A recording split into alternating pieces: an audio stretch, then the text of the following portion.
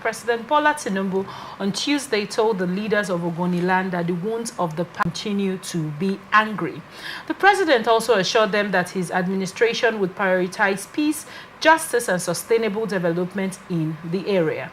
Speaking at a meeting at the council chamber, Presidential Villa, Abuja, President Tinubu passionately called for unity and reconciliation, urging the Ogoni people to set aside historical grievances and work together to achieve peace, development and clean environment.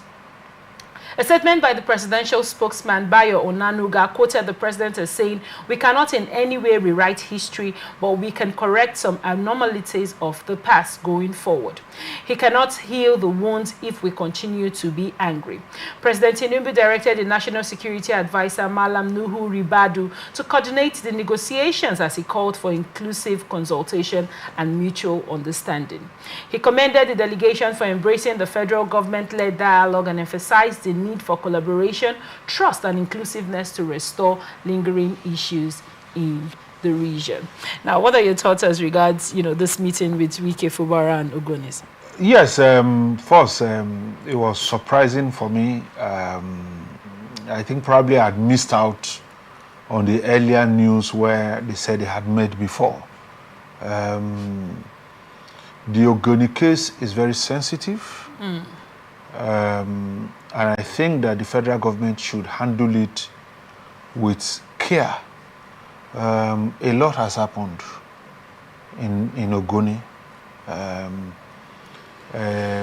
We have the Ogoni 9, who were brutally murdered by the Abacha's government.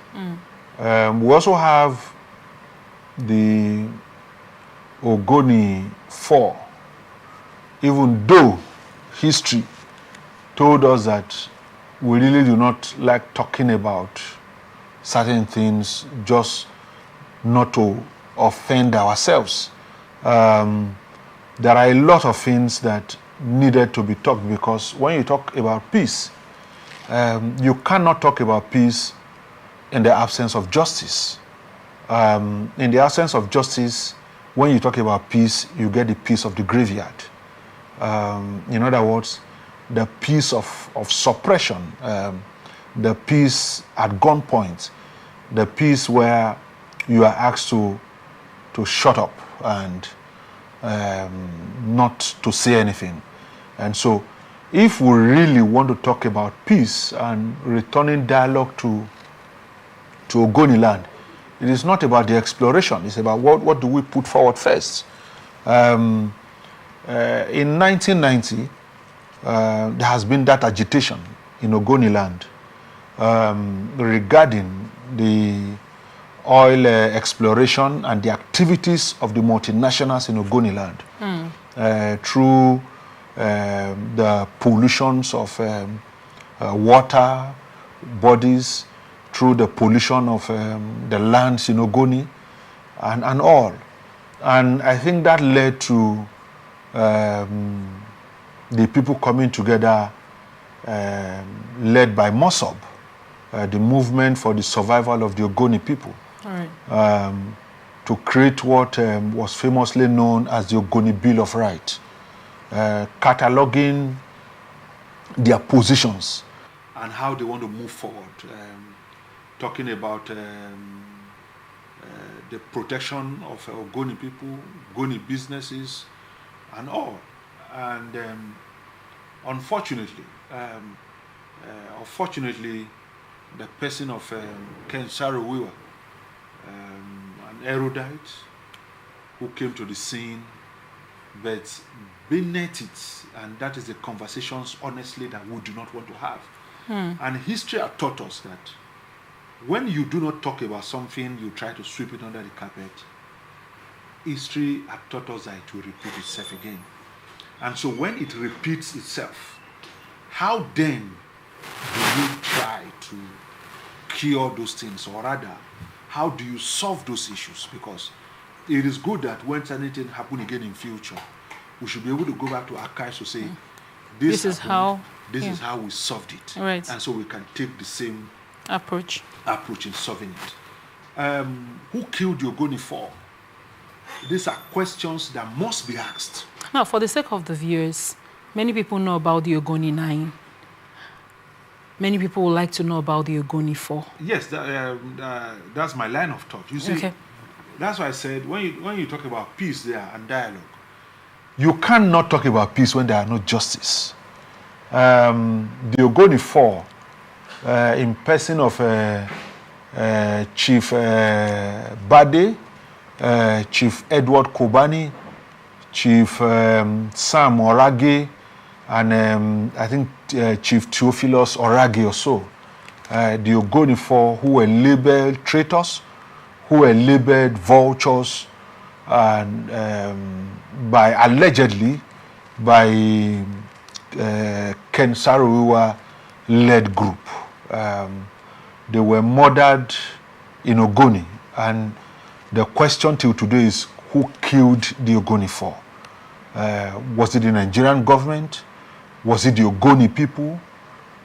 These are questions that we must come to the table and ask ourselves and give ourselves truth to be said about that, and discuss these issues frankly, regardless of who carries the emotions, who carries the burden. No. We must be able to discuss these issues. Okay.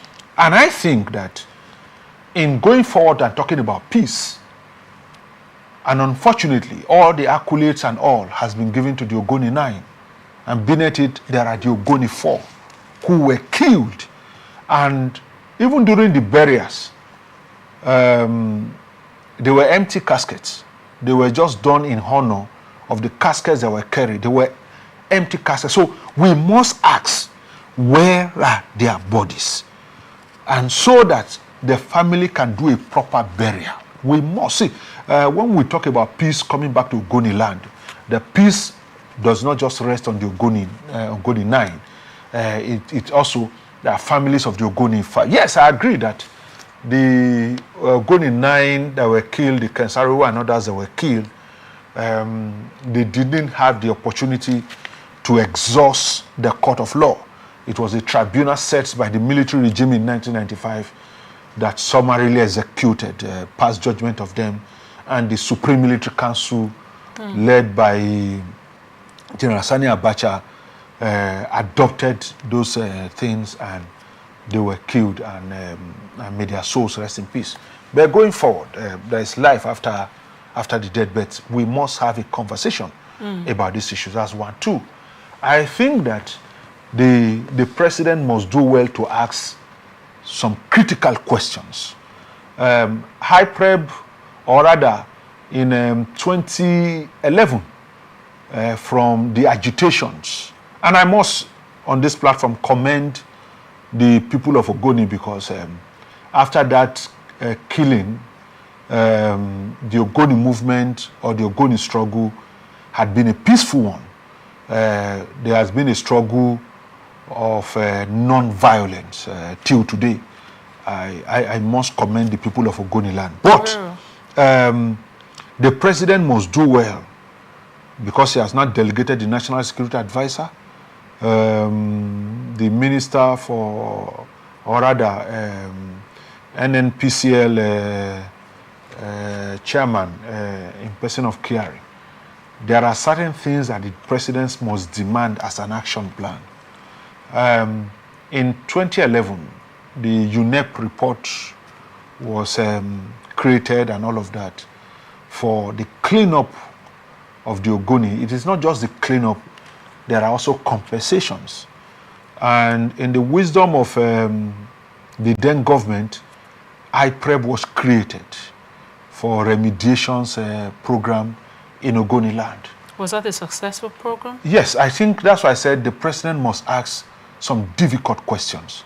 The head of that HIPREB was given to be an Ogoni man.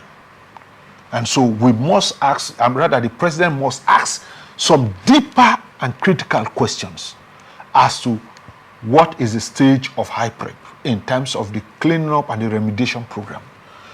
Who was in charge of compensations? How was the list and others drawn up? And those who have died in the struggle, aside the Ogoni 9, the Ogoni 4, other persons have died in the struggle. whose economic activities have been yanked off their hands. And so we must, the president must, beyond asking his lieutenants to go ahead and have a meeting and all, the president must enforce.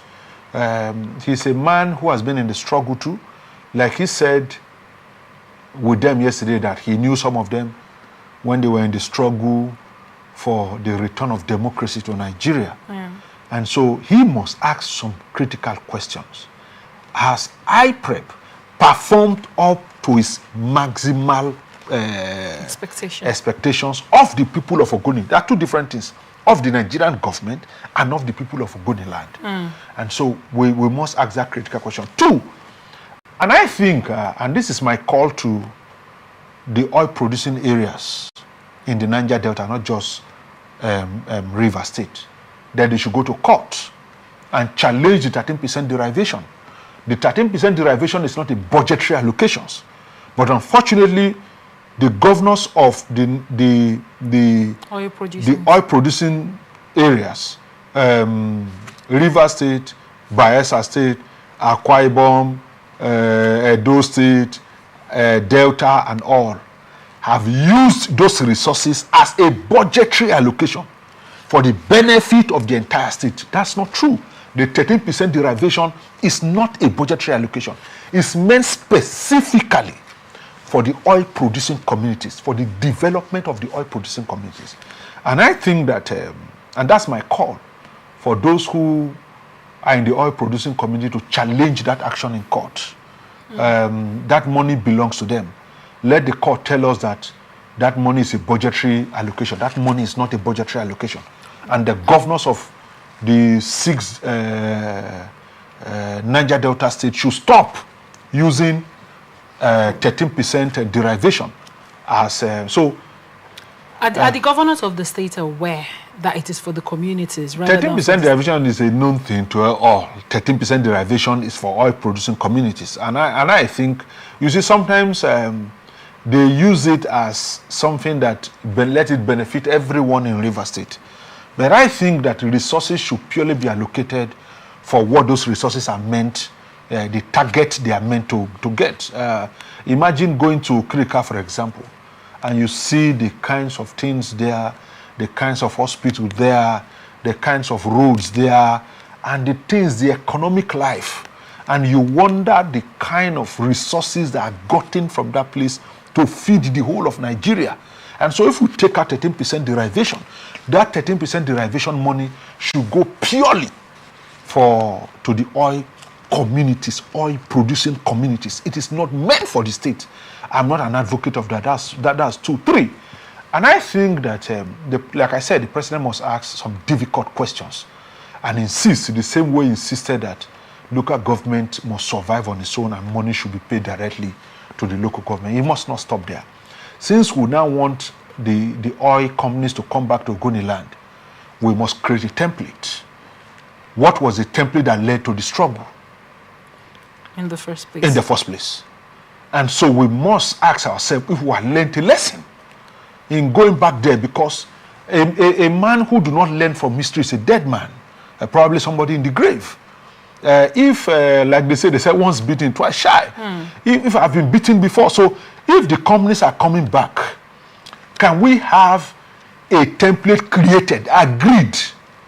It is not this idea of using communities against communities, because we have seen it all over the Niger Deltas, where the oil companies will take a few persons, pay them money, and use them against those communities. So, like I said, the president, there are difficult questions, and it is beyond this dialogue and others, because when you talk about peace, we must really find out what causes the unrest in the first place, and justice, peace without justice is no peace. So,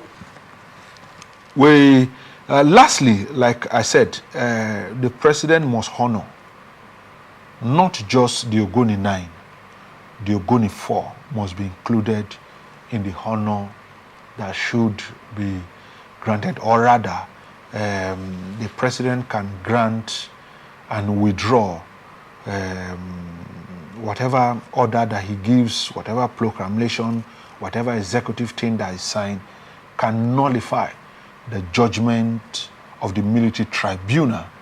It's an abuse and aberration that civilians are tried in military tribunals. They are not civilians. It's an aberration, and they were not allowed to go on appeal, and from appeal to the Supreme Court, they were never allowed. And so I think that in honoring them, that toga of judgment should be removed off their neck, and probably compensations paid families. Even if you accuse Ken Saro-Wiwa of evil today, the question is that he was not able to defend himself in the court of law. So you are not able to say you pin him down. If he has been able to exhaust all of this up to the Supreme Court, we would have said, okay, he was able to exhaust the court of first instance, then the court of appeal, and then the Supreme Court. So beyond the oil exploration, I think foundations needed to be created so that we don't go into what happened before. Then lastly, I think also that since Millie Kyari is involved in some of these committees, the NNPC, part of most of its investment, also has something to do with the Ogoni, whether the refineries and all. Right. And we know how the LMA road and all. And I think that should also go into the NNPC tax credit road, NNPC built road. For example, NNPC built Jeba Mokwa road. There are no oil facilities in those places. NNPC built them on the tax credit initiative of the federal government. So I think that the president in his wisdom should direct NNPC using the tax credit instead of leaving the Ogoni, the LMA road to budgetary allocation. It should be moved to the NNPC tax credit so that NNPC will cough out the money to build that road. And lastly, I also think this. I think that the president can revisit the operations of the Niger Delta Commission and the Ministry of the Niger Delta Affairs, because in that meeting too was Abubakar Momo, who is also from Edo State, but is the minister coordinating all of the ministries under Niger Delta Affairs, to give certain percentage to some of these places so that development, you can drive around those places, you can go around those places. For me, it's an eyesore that you would have a place that generates wealth as what we get in Nigeria, as some governors take home about several billions and billions, and then you come to the communities, it's an eyesore. So I think beyond the committee, though I commend him for telling the people to go back and have consultations with their people, but I think beyond that, I think we need to have a life in those places. People should be going back there to say we want to live in places where you have multinationals creating oil. But alas, people from there are running to places like this. It's just simple thing on the development of those places. And I think the president should look beyond this meeting and have a detailed thing to follow about the return of exploration in Ogoniland. Very well, thank you.